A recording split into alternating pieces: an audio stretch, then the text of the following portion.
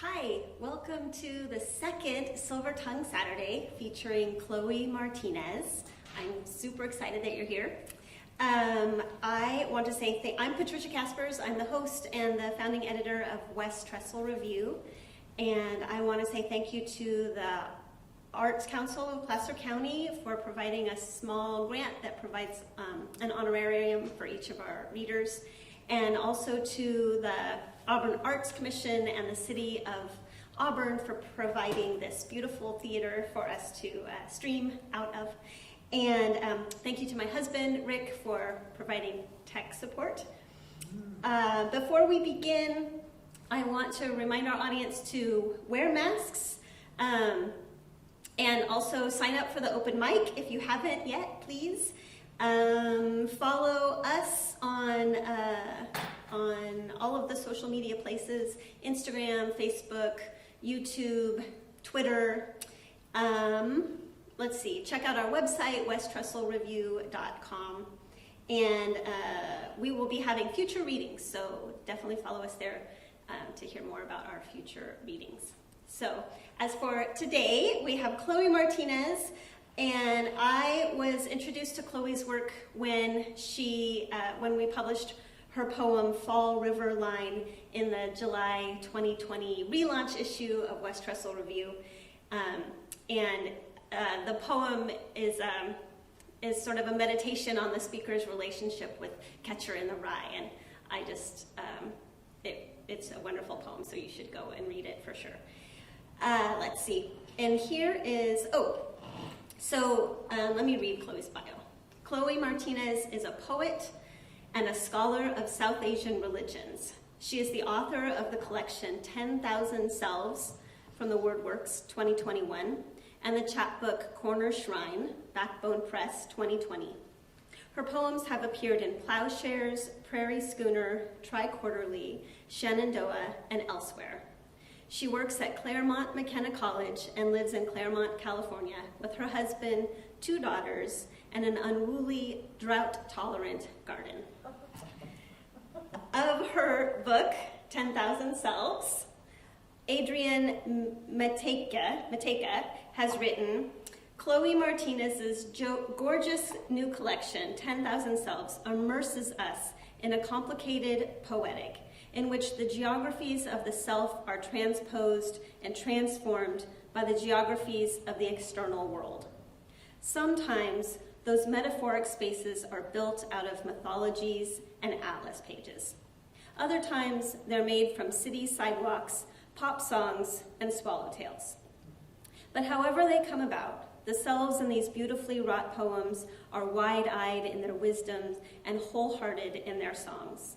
In poem after poem, they show the myriad possibilities in our extraordinary and surprising lives. And let's welcome Chloe Martinez.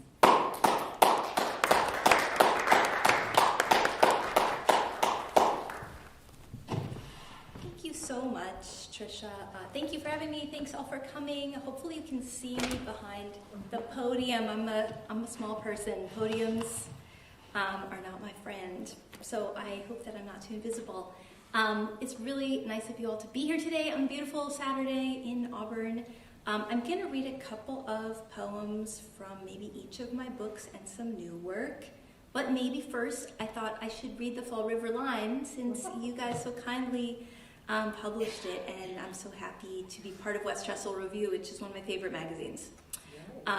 So also a small backstory related to this poem is that this poem kind of grew out of an interaction I had on my local Buy Nothing group where someone advertised a bunch of chairs that were just like these chairs my parents used to have when I was a kid, and then they sort of took them back, and I was like, I'm going to write the poem, so I'll get the chairs in the poem.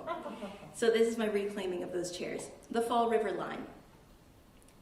Remember when you were a penniless grad student and you rode your bike to your friend's house, arrived breathless and happy, got a phone call, and your grandfather was gone. How your friends held you in your grief, how they're not all your friends anymore, but you're grateful still. Remember the chairs your family had before your family broke up, reconfigured, that were softened by years of human touch, that were said to have come from the ships of the now defunct Fall River Line. Remember how you read The Catcher in the Rye to yourself every year, from childhood to adulthood, seeing Holden Caulfield grow younger each time? Remember how you walked the halls of the Museum of Natural History, dreaming of crossing great distances then? Remember those long days waiting in the hospital in Delhi like a package to be shipped home?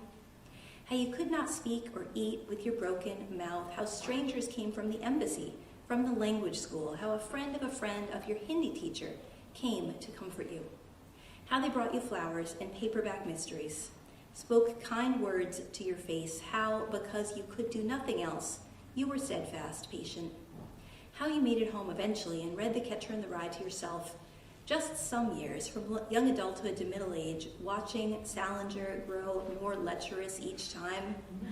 Remember when you couldn't stop being angry at tiny perceived slights, at everyday disorder, at the careless evil of the world? Remember how your husband, your friends, listened patiently. How you stopped reading Salinger, took up Ferrante, and the fog of anger lifted a bit. How you found at a yard sale chairs, not quite the chairs of the Fall River line, but close. How you placed them in your rooms because now you had rooms. How it was morning, the air just cool enough. How your breath kept moving through your body.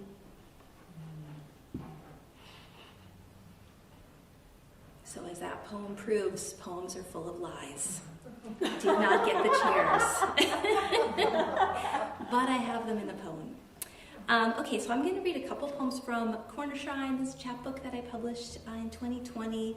It's a chapbook of India-themed poems, and along with being a poet, I'm a scholar of South Asian religion, so I spent a lot of time during my graduate studies in India. And these are all poems that came out of that time. They're kind of about like the in-betweenness of being like not a resident, not a native of a place, but not quite a tourist, somebody who's deeply invested, but also not able to claim the place totally. So they're all sort of like wrestling with that. I'm going to read just two of these. This one is a manuscript research love poem, a new genre that I invented. When I was in India, one of the trips I went with my husband Jamil, who's here now. Hi guys. And we spent a lot of time going to archives, finding manuscripts, taking photos of the pages. Very tedious work. That's what this poem's about. Manuscript of a long-forgotten poet. For days, we may not speak more than a few words to anyone but each other. We leave the hotel in the cool morning and come back sweaty, drained of energy to stand before a huge cage of parakeets, watching them quick step sideways along their long stick perches, courting, fighting. When we wash our hands, we turn the water brown as a flooded field. We kneel together sometimes for hours over a low table as you turn the frail pages of a book 3 centuries old and I try to catch each image and make it stay, sharpening the focus on the camera's little screen until I can see the mark someone made in red or brown ink and where the margin wasn't ruled straight, where someone tried to cross a letter out and didn't quite. I adjust the lens, straighten the tripod legs. You hold the page extra still. We turn off the ceiling fan so that even the air won't move. The afternoon crawls along sweltering. I can't imagine a more tedious, more tender thing.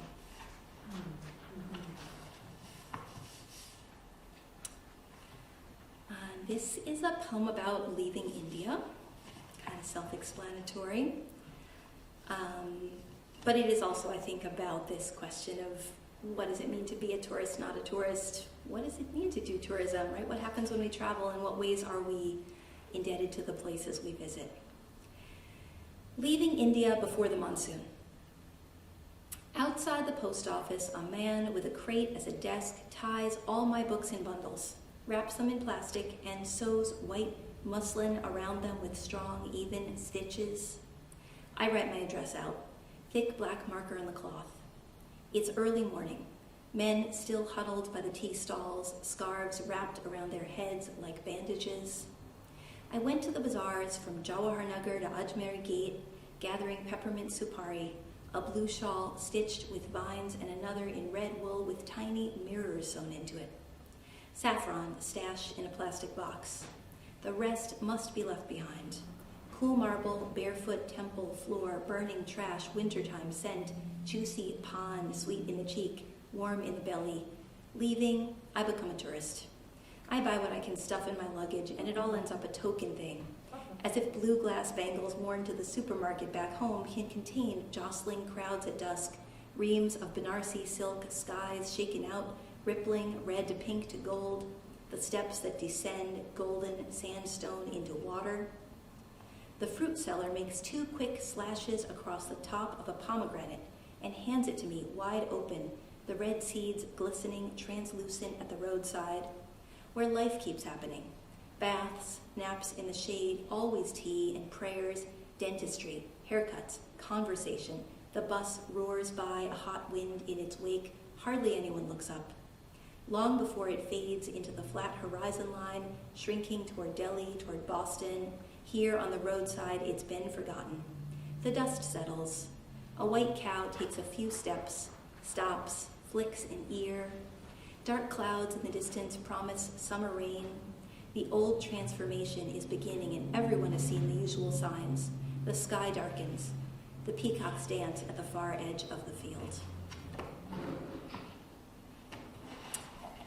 And now I'm going to read a couple poems from my new book. This is 10,000 Selves, my first full-length collection. It came out this past fall, and I'm so happy to have it in the world. I don't know if you can see from here, it's got on the cover this sort of Indian miniature painting that is a horse, and it's made up of women. So it seemed to me like a great image for my book, which is about women and multiplicity, has some of these India poems in there too, and kind of about like moving through the messiness of life. There also, I noticed as I was preparing to come here, a bunch of poems that are like Sacramento focused or that were written here often when I was visiting my in-laws who live right next door in Granite Bay, who are here today. So I thought I'd read some of those Sacramento poems. This is a display, and it was written after a trip to the Folsom City Zoo. Display.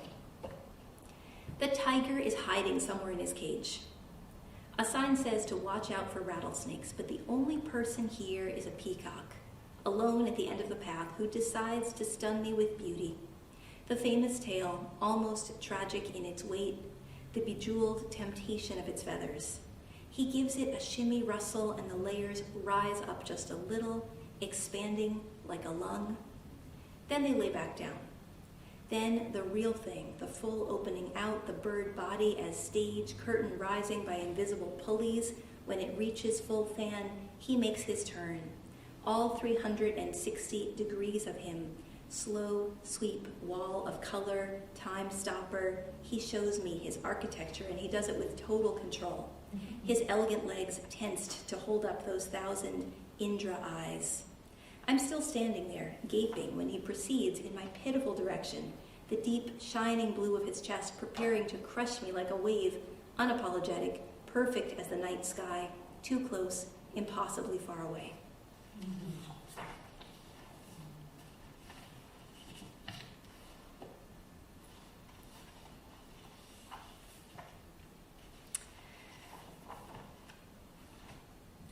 My daughter Amin is here today. Whenever Amin is here, I like to read the Girl Scout Badges poem that was written for her. She's a Girl Scout. And this poem's called Not Yet Official Girl Scout Badges. Forgetting to eat breakfast while reading badge. Lazing in bed on Sunday morning badge. Catching lizards that got inside and releasing them badge. Supermarket dancing badge. Empathy for the dog you hear howling every morning badge. Boredom badge. Patience while your little sister has another fit badge. Badge for intensity of focus. Steadfast refusal to eat foods you don't like badge. Distractibility badge, also called noticing that flower badge. Badge for laughing so hard you fall on the floor. Rolling eyes and returning to book when parents give educational lectures badge.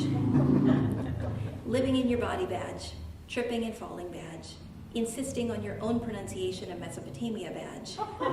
Comic book world creation badge. Actual world creation badge. Bedroom door slam badge. Desiring justice badge. Badge of being nervous before the piano recital. Badge of doing it anyway. Sharing dad's obsession with the Pan-Asian mega buffet in Ontario badge. Secretive, looking happily in the mirror sometimes, Badge, sitting in Mom's office after school because she missed extended day sign-ups and instead of complaining, putting all her paper clips into one giant paperclip chain, Badge. Badge of wonder, badge of rage, not caring much about Badge's badge. Born just before a snowstorm, Badge, being beloved, Badge. Yay. Girl Scouts. I never was a Girl Scout, so I get to experience them through Amina, which is very lucky for me. A bunch of the poems in this book are poems that I've called mandala poems. So mandala just means a circle in Sanskrit. But it also is often used to refer to different kinds of circular charts that are used for meditation, particularly in Tibetan Buddhism. I started thinking about the ways that those Tibetan Buddhist mandalas are like a sort of a map of the universe that you're supposed to meditate on to get through whatever you're getting through, right? To make it through the trials and tribulations of worldly life, maybe to get to wherever you're going on your spiritual path, whatever it might mean for you. And I started thinking about some of the poems I was writing as poems that were also maybe using the space of the poem to make a kind of a journey somewhere. And it certainly, in a lot of these poems, I was thinking about making progress of different kinds. How do we make progress through, I don't know, whatever are our goals, to, getting to a place of greater happiness, doing less harm, getting to wherever we've been trying to go in the world, right? We're always sort of on this journey. So I wanted to read one of these poems that are called mandala poems. So all of them basically just have some kind of circular imagery in them, and they have something to do with progress, whether it's worldly or spiritual or whatever you want to call it. Most of them have household mess in them because my house is messy. This one's called Mandala of the Mountain Path. The monk goes to bed early, rises pre-dawn, his robes identical to other monks' robes, his routine fixed and spacious, meditate, study, consume a small meal perhaps, and rest. The monk is not sharing his bed with a preschooler who's fully potty trained this week, I hope. My in-laws went to Tibet, brought us back a framed photograph of the Patala Palace. It hangs in the bathroom, the impossible Himalayan peaks, the sharp whitewashed walls, the garlands of stairways leading up to another world. The monk sits on cushions on the floor, his posture and breath perfected over time. He need not squeeze in a mammogram before daycare pickup. His mind is clear. I imagined it that way anyway. Nothing against the monk. His path is hardly an easy one. The icy air up there, the leader in exile, the palace turned museum, the yellow silk robe with its empty sleeves folded on a golden throne. But sometimes I'm thinking a thought, and then my husband and children all shout at once. They have misplaced the things they need right now, and only I can find them. Nothing for it. No way to be good enough to make progress through the triple world. The dishes always waiting to be washed, though I hardly even cook. My husband cooks and cooks. The dishwasher is small, loaded like someone climbing a steep path, each dish placed gingerly all the way up to the top. The round dome of the temple, the spinning prayer wheel, the clean wind whipping the bright flags ragged.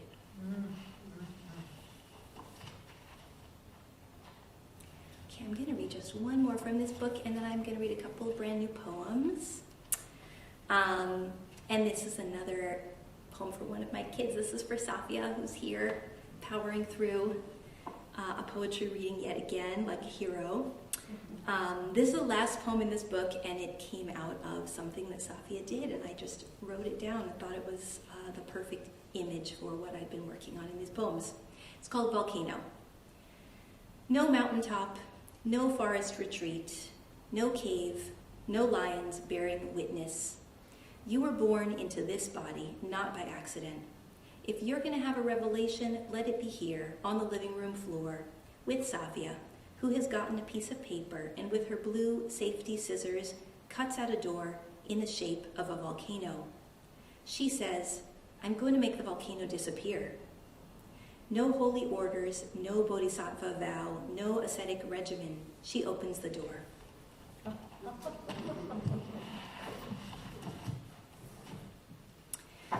So I've been writing into a new project in the last year or so. It has to do with museums and the fact that in the middle of the pandemic, I realized that I hadn't been to a museum in a year, and I'm the child of two artists. I grew up going to museums and looking at art a lot, and I suddenly realized how much I missed those spaces and started thinking about what they meant to me and how we moved through them in ways that I probably wouldn't have if I'd been able to still go there. So, pandemic, full of horrifying, terrible things, but sometimes there are gifts for artists in those terrors. So I've been writing about different kind of particular works of art in particular museums and my experiences with them. I've also been writing about art restoration and the ways that museums are actually changing the way they display art, repatriating stolen artworks, particularly in South Asia, where recently a bunch of major museums in the US have been giving artworks back to Nepal. And I'm fascinated by all of this, and I've been writing out of it. So I want to read you a couple of those poems, and then maybe I'll read one more Sacramento poem to finish up. This one's called At the Prado, age 18, and it's based on Velázquez's famous painting Las Meninas, which is a big giant portrait of a whole bunch of courtiers. At the Prado, age 18. When I finally got there, let's say it didn't matter that on the way over, as I was crossing the street, a woman offered me flowers and I didn't buy, and she hit me with them, shouting, and the light changed and I fled. Didn't matter whether Madrid felt cold and severe and rainy, or cold and magnificent and rainy. Made no difference even that on New Year's Eve I lost track of my friends and wandered the rain-slicked streets alone because I was uninterested in a stranger's hands on me. Call me a prude, whatever. That's how I felt that night. Let's say when I finally got there, the only thing that mattered was Velázquez peering out from behind the easel in the background, showing me light and breath and cruelty. The Infanta, a skinny little kid, strapped into her dress like the tent pole in a circus tent, and beside her, bristling, alive, two girls unusually small, often called dwarves. One looked out with the fierce, elegant face of a person who sees everything, surrounded by people who don't notice much, who move destroyingly through their little world. There is still the interior life, Maria Barbola said to me in the echoing gallery, and there was white light all over her immaculate dress.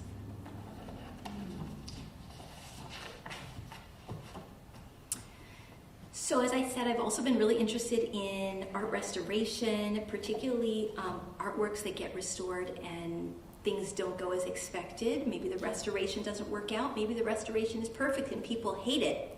I've been reading up on this and writing poems about it. This is a kind of a famous example of an artwork that was sort of ruined by an amateur restorer, and it became kind of a meme. It became a famous thing. So you can look it up. If you Google Beast Jesus, you'll find this thing. And this was in a church in a small town in Spain, and an amateur art restorer got involved, and things did not turn out as expected. Beast Jesus. Sometimes you try something out and it doesn't work. Sometimes you think you can help, but instead you make Jesus into a monster. Mouth a sideways smudge and the eyes that once gazed heavenward, staring back at you, panicked. Get me out of here, the eyes now say. Cecilia was ashamed, then famous. She softened the crown of thorns into a furry hat. His nose went flat. She robed him in a crisp crimson mushroom cap. Some said she turned the Son of God, Simeon. Said she did it in secret, said they'd sue, neither of which was true. The amateur art restorer proclaimed her innocence, wept, stopped eating for a while. Then in the little town of Borja, tourism increased tenfold, a miracle some said, and began to celebrate her day of transfiguration. Sometimes you wait for a savior, other times you DIY it, get a different kind of masterpiece. All hail Cecilia, whose name means blind, earnest striver who made it new, careful volunteer, agent of chaos. Laughing, we look into her man's potato face with relief. We too had the best intentions. Okay,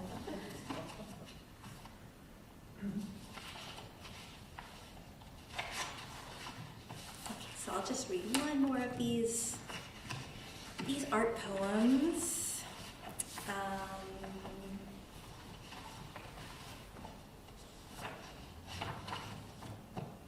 this one is called Woman Dancing and Vina Player, and it is a kind of straightforward ekphrastic or a work of art about another poem about a work of art, based on a pretty small little terracotta tablet from North India from a long time ago in the Metropolitan Museum of Art. Woman Dancing and Vina Player. I don't know her name. Call her Fist in the Air. Call her Dancing so hard she might fall. Call her Doesn't Care. The guy with the vina is playing all out. You can tell by the way his sculpted hand almost blurs the two of them making their little terracotta square sweat and rattle. They're busting out of the frame and the whole thing might just fall down or burst into flame. I don't know her name, but call her Specific Real Woman in the year 57 BCE. I can't hear the music, don't know if she danced as a queen, as one caption claims, or if she went home hungry after the music stopped, washed the pots, thought about giving it all up, maybe going monastic for a while. I go to the foot of a tree and think, ah, happiness, writes the nun in a Therigatha. But that was ancient history by the time woman dancing moved like pure human joy, her ornaments rattling or shining in the light. Was it night? What could it have been but the moon? Look at her eyes, even behind this plexiglass in the quiet spotlight of gallery number 234. Like your own in the photo you found at the back of a drawer, the one from your best, worst, youngest year. They're shining. There's a distant fire in there.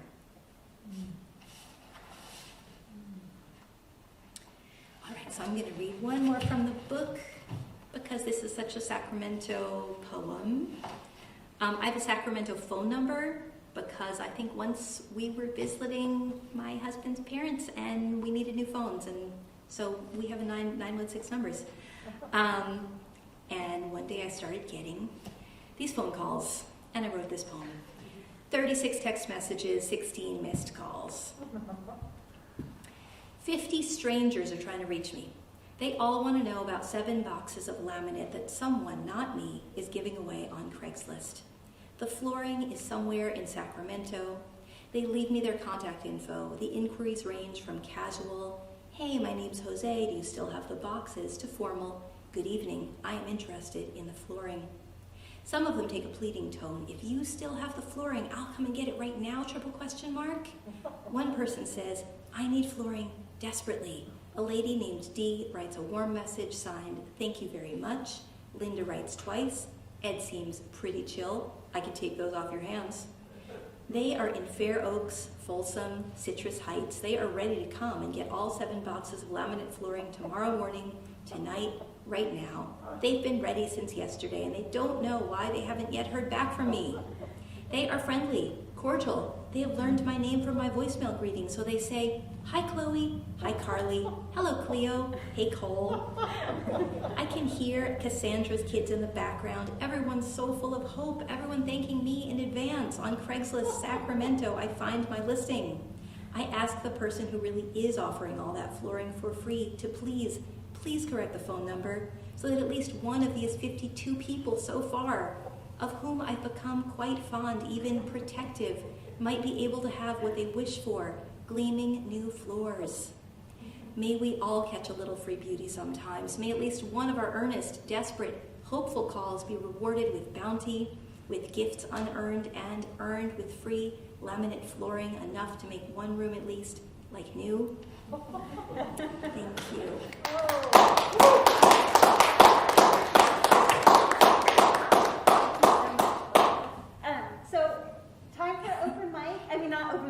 Time for Q&A. If you have questions for Chloe, feel free to ask. Oh, and if you could repeat the questions so everyone can hear. If there are any.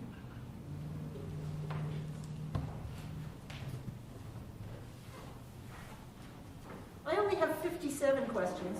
Excellent. I'll start small. Been curious ever since reading your corner shrine. How much, any language to speak in India did you have before you went to India? Yes. Okay, so the question is, how much language of Indian languages did I have before I went to India when I wrote these poems? I had studied Sanskrit and Hindi, and a little bit of medieval Hindi that I was reading some poems that I was really interested in, medieval Indian poems.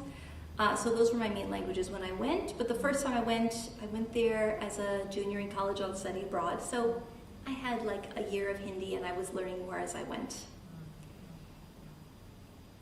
And then subsequent trips, I had more, because by the time I went back in grad school and lived there for a whole year and spent a lot more time. But mainly, Hindi is my main spoken language there. Okay, I still have 56 questions. I'm willing to take turns if other people have questions. One of the questions that I had immediately is about the poem that you read, the manuscript, The Forgotten Poet. Who is that?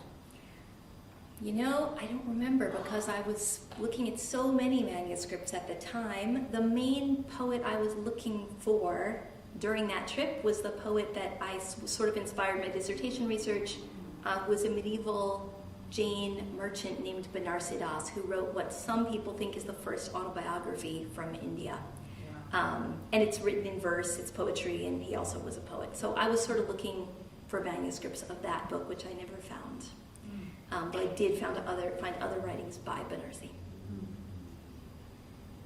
But I should say maybe, like, speaking of long forgotten poets, I have the poet that I was always the most interested in when I started studying India was the poet Mirabai, who's a 16th, 17th century woman poet from North India, who I've recently started doing translations of after kind of sitting on them for like 20 years and thinking, who am I to translate this poet? Well, nobody else has been doing it. There's a volume of Mirabai that Robert Bly and Jane Hirschfeld did in the 80s or 90s, but there really hasn't been anything since, so I've been translating Mirabai, who's not long forgotten at all in India. She's super famous and renowned still there, but I think is not as known as she could be here.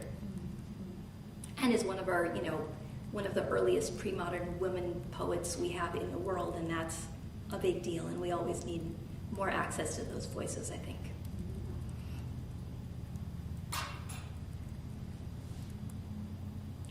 Do you want to say something about the humor in your poems? I admire that you have so much humor in your poems, and is it easy for you to bring that into your work?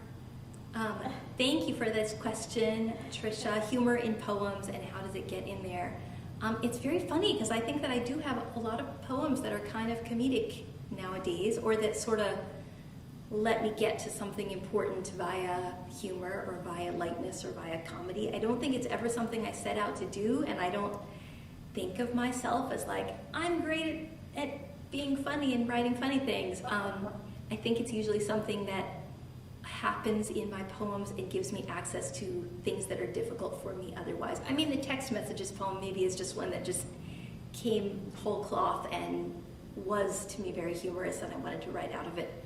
But still, I mean, I hope at least that poem let me say something I was really thinking about related to, the ways we are all striving and hoping and wishing for a break and wishing for help, and what that feels like, right? So that moment of randomly getting all these requests from strangers for something that I actually didn't have was both ridiculous and also let me access and think about that reality, which is that, like, it's hard to talk about that. It's hard to talk about all the things that we want and can't have, or all the ways that we want to help each other and can't, right? All of that is difficult. So for me, I don't think humor in my poems ever comes in intentionally, but when it happens, I feel lucky, because that's usually a moment when I can say something important that I actually couldn't figure out a way to say otherwise. And, I think, Emily Dickinson says, tell the truth, but tell it slant. Humor is a great way of telling it slant and not lecturing anybody, but in fact, engaging in a real and emotional way with something that's happening. Thank you. So if we don't have any more questions, I think Chloe will read us one more poem. Okay, one more.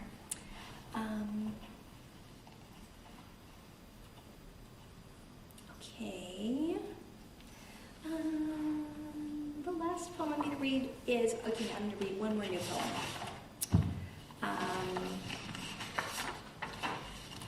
This is one more of these poems that are about art, that are about seeing art in person or not seeing art in person. One of the artworks that I'm kind of obsessed with, and I've never seen it, is a thing called the Ghent altarpiece. If you've never seen it, Google it, look it up. It's this amazing, giant, like multi-part altarpiece that was made by the Van Eyck brothers, 15th century Netherlandish painters.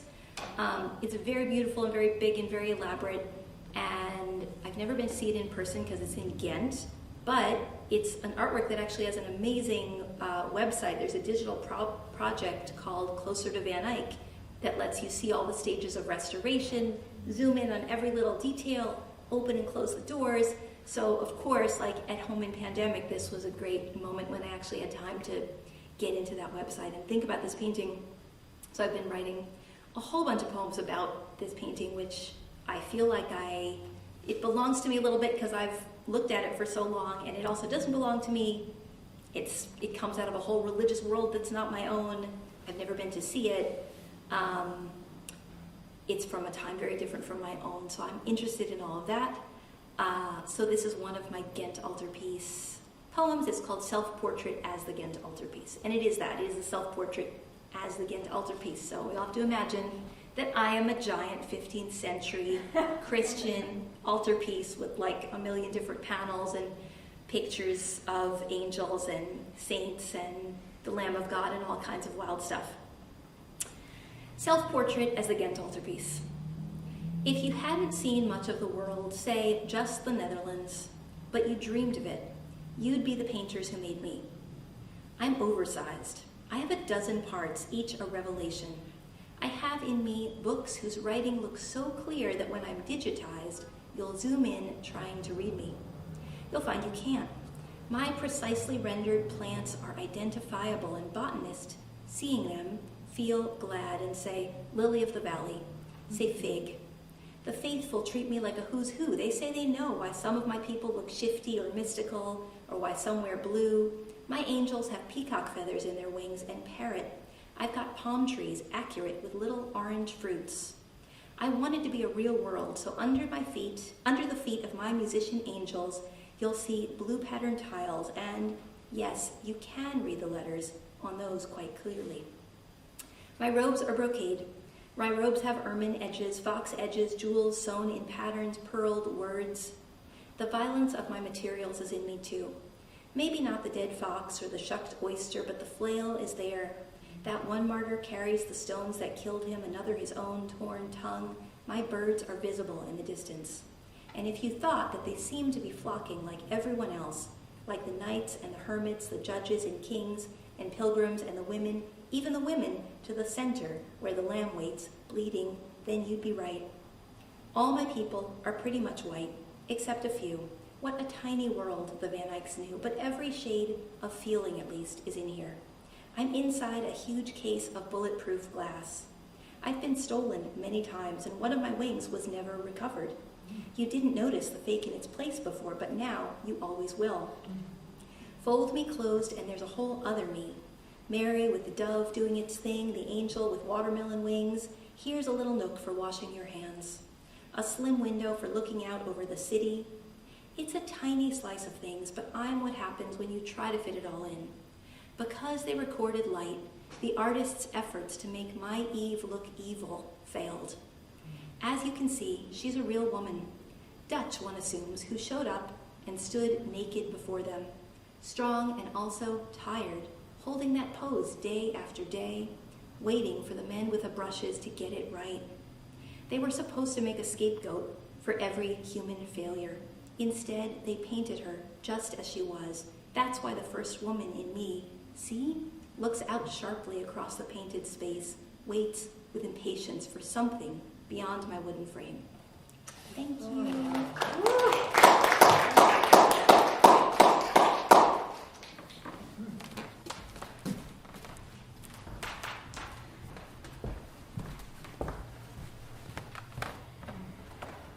Thank you so much, Chloe. That was wonderful. Before we head off for our open mic, which will not be recorded, I just want to remind everyone that our future readings will feature Claire Eunice, who excuse me, is a local Auburnite, and she has written an amazing memoir. It's titled Balance, Pedal, Breathe, and it's about her time in medical school and how she's holding on to her heart during her journey through medical school while earning her MFA in creative nonfiction, which is just amazing to me.